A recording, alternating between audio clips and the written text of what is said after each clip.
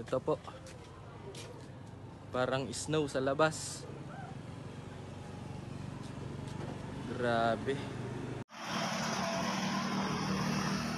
Halos mag-zero visibility sa bahaging ito ng Barangay Tinampo sa Irosin, Sorsogon.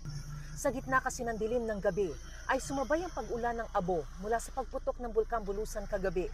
Ilang motorista ang inabutan ng ashfall sa daan. Unti-unti ring natabunan ng mga halaman. Sa lakas at dami ng patak, nagpayong na ang ilang residente habang nakabantay sa mga gamit nila sa bahay. Paghupa ng ashfall, ganito nakakapal ang naipong abo sa ilang kalsada. Animoy nabuhusan din ng basang semento ang ilang sasakyan. Sa motor ang dami. At ilang gamit sa paligid. Bakas din ang ashfall sa iba pang bahagi ng lalawigan. Ang bumagsak na abo ay kasunod ng phreatic eruption kagabi na tumagal ng 1 oras at 17 minuto. Ito na ang ikalawang pagputok ng Bulkang Bulusan ngayong linggo. Paliwanag ng PHIVOLCS, ang phreatic eruption ay nangyayari kapag ang tubig sa bulkan ay dumampi sa mainit nitong volcanic materials. Natakpan daw ng makapal na ulap ang aktwal na pagputok pero narinig ang ugong nito sa ilang bahagi ng Irosin. Agad nagsagawa ng clearing operations ang lokal na pamahalaan at ilang pamilya rin ang inilikas. So we have recorded 65 families dito sa LGU Irosin. It's a total number of individual is 211. I see. So yan po ay nailikas lang kagabi.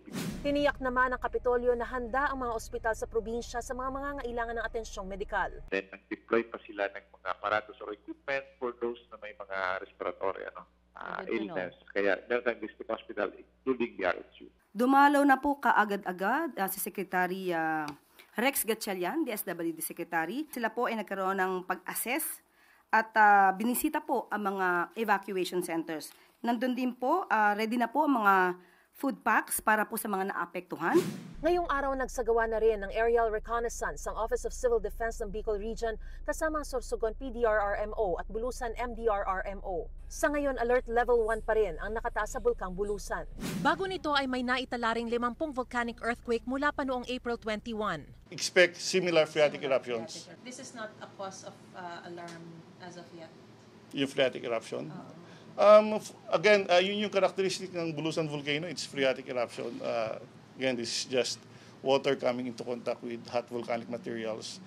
Iba ito sa pagsabog dahil sa paggalaw ng magma ng bulkan na hindi pa nakikitang mangyayari pero mahigpit pa rin binabantayan ayon sa PHIVOLCS. Mas maganda every now and then nagkakaroon ng phreatic eruption kasi hindi siya nag-accumulate ng pressure. So may release of pressure. 19 na barangay ang apektado sa mga bayan ng Irosin, Huban at Bulan. 14 na barangay ang natukoy ng PHIVOLCS na nasa loob ng 4-kilometer permanent danger zone. Mahigpit na paalala ng PHIVOLCS, bawal manatili sa loob ng 4-kilometer permanent danger zone. At dapat din daw maging alerto naman ang mga nasa 2-kilometer extended danger zone dahil sa posibilidad ng volcanic hazard gaya ng pyroclastic density current, ballistic projectile, rockfall, avalanche, bukod pa sa ashfall. Sabi pa ng PHIVOLCS, mahalagang matanggal agad ang abong mapupunta sa bubong. Pwedeng bumagsak yung bubong kung masyado na mabigat. Sa mga residents, they just have to remain calm and alert. Nakatakdang mamigay ng N95 mask ang Health Department sa mga apektado ng ashfall. Lalabas ka, magsuot ka ng N95 mask. At ina-advisean din namin yung mga taong may hika, may heart disease, may lung disease, na lumayo